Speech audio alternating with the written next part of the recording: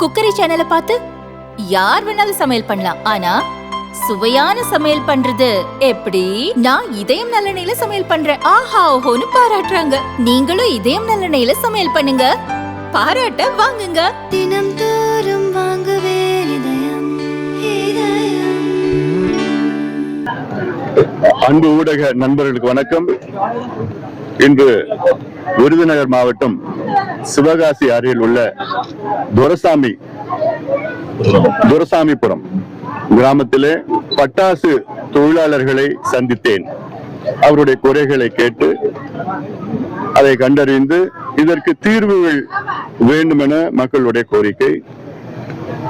பட்டாசு தொழிற்சாலை என்பது சிவகாசிக்கு பெயர் போனது. இந்தியாவிலே 95 விழுக்காடு பட்டாசு சிவகாசியிலே இந்த பகுதியிலே இந்த மாவட்டத்தில் தான் தயார் செய்யப்படுகிறது. ஆனால் சமீபத்தில் உச்சநீதிமன்றம் 2018 அக்டோபர் மாதத்திலே ஒரு தீர்ப்பை வழங்கியிருக்கின்றார்கள். மாசு கட்டுப்பாட்டுக்கு பசுமை பட்டாசை இனி வரும் காலத்திலே பயன்படுத்த வேண்டும் என்று ஒரு தீர்ப்பு. இன்று வரை பசுமை பட்டாசு என்றால் என்னவென்று யாருக்குமே தெரியாது. அரசு அதிகாரிகளுக்கும் அவங்களுக்கும் தெரியல, நிபுணர்களுக்கும் தெரியல, விஞ்ஞானிகளுக்கும் தெரியல. கிரீன் கிராக்கர்ஸ்னா என்னன்னு தெரியாது, பசுமை பட்டாசுனா என்னன்னு தெரியல. யார் யாரும் எப்படியும் முயற்சி பண்ணி பாக்குறாங்க, முடியல. இப்ப இருக்கிற பட்டாசு பேரியம் நைட்ரேட் பயன்படுத்தி தான் காலங்காலமாக 100 ஆண்டுகளாக இங்கே தயார் செய்கின்ற பட்டாசுகள். ஆனால் இதெல்லாம் இப்போ நைட்ரோ செல்லுலோஸ் அப்படிலாம் ஏதோ மாற்றிட்டு ட்ரை பண்ணிருக்காங்க. ஆனா ஒன்றும் பண்ண முடியல, அது ஃபெயிலியர் எல்லாமே. இது மத்திய அரசு உச்ச நீதிமன்றத்திற்கு மீண்டும் செல்ல வேண்டும், சென்று இந்த வழக்கை எடுத்து நடத்த வேண்டும், ஒரு தீர்வு, சுமூகமான ஒரு தீர்வை கொண்டு வர வேண்டும்.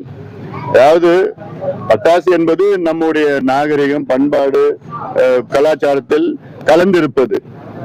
நம்ம எல்லாம் இப்ப தீபாவளிக்கு மட்டும் கிடையாது, இப்போ கார்த்திகை மாசம் இல்ல நமக்கு மகிழ்ச்சியான நிகழ்வுகள், வீட்டு நிகழ்வுகள், கல்யாணமோ இல்ல துக்க நிகழ்வுகள் எல்லாமே நம்ம பட்டாசு பயன்படுத்திட்டு இருக்கிறோம். அதே வேளையில தினம் நம்ம பட்டாசு வெடிக்கிறது கிடையாது. இதனால ஒரு பெரிய மாசு ஏற்பட போறது கிடையாது. ஏன்னா இப்ப எல்லாத்தையும் பட்டாசு வெடிக்கல ரெகுலேட் பண்ணிட்டாங்க, டைமிங் ரெகுலேட் பண்ணிட்டாங்க, நேரம், சவுண்ட், டெசிபிள் என்னென்னமோ பண்ணி வச்சிருக்கிறாங்க. அதனால ஒரு பக்கம் பட்டாசு தொழிற்சாலை இன்னும் அதிகமா வரணும், இதுக்கு தொழிலாளர்களுக்கு பாதுகாப்பு இருக்கணும். ஏன்னா அதே வேளையில சமீபத்துல பாத்தீங்கன்னா இந்த ஆண்டு மட்டும் இந்த பகுதியில 10 விபத்துகள் நடந்தது. அதுல 31 பேர் உயிரிழந்திருக்கின்றார்கள், 25 பேர் படுகாயம் அடைந்திருக்கின்றார்கள். இதற்கு பாதுகாப்பாக அங்க தொழிலாளர்களுக்கு பாதுகாப்பு வழங்கணும். பாதுகாப்புனா இந்த வெடிக்கிறது, விபத்துக்கள் மட்டும் பாதுகாப்பு இல்லை. ஏன்னா அவங்க இந்த பவுடர் அது சுவாசிக்கிறாங்க, கையெல்லாம் காப்பு பிடிச்சு போயிடுச்சு. ஆனா அவங்களுக்கு கூலி பாத்தீங்கன்னா 320 ரூபாய் தான் தினம் கிடைக்குது, போனஸ் இல்ல. இதுதான் நம்பி இருக்கிறாங்க. இந்த பகுதியில வானம் பார்த்த பூமி, மழையும் இருக்காது, தண்ணியும் இல்ல, விவசாயம் கிடையாது. இந்த தொழிலை நம்பி இருக்கிறாங்க. இந்த தொழிலை நம்பி 3 லட்சம் பேர் நேரடியாக, 5 லட்சம் பேர் மறைமுகமாக, ஆக மொத்தம் 8 லட்சம் குடும்பங்கள்னா 25 லட்சம் மக்கள் இதை நம்பிதான் இருக்கிறாங்க. இந்த பகுதியில 25 லட்சம் மக்கள். அது மட்டுமல்ல, இதனால தமிழ்நாட்டுக்கு பெருமை. தமிழ்நாட்டில இருந்துதான் பட்டாசு இந்தியா முழுவதும் போயிட்டு இருக்குன்னா தமிழ்நாட்டுக்கு பெருமை இருக்கு.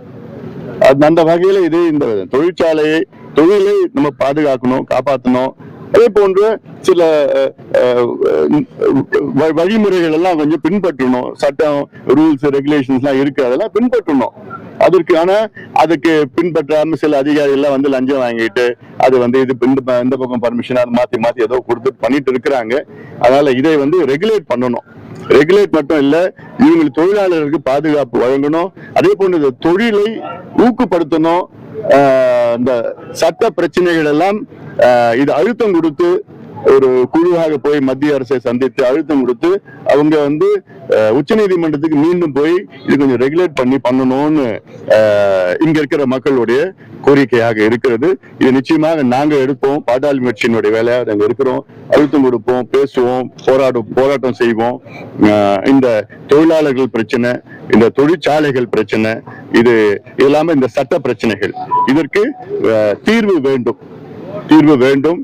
அதற்கு இப்ப பாத்தீங்கன்னா திமுகவுக்கு 40 நாடாளுமன்ற உறுப்பினர்கள் தமிழ்நாடு பாண்டிச்சேரியில இருந்து, மக்களவையில கிட்டத்தட்ட 18 பேர்ல 12 பேர் திமுகவை சார்ந்தவர்கள், திமுக கூட்டணியை சார்ந்தவர்கள்.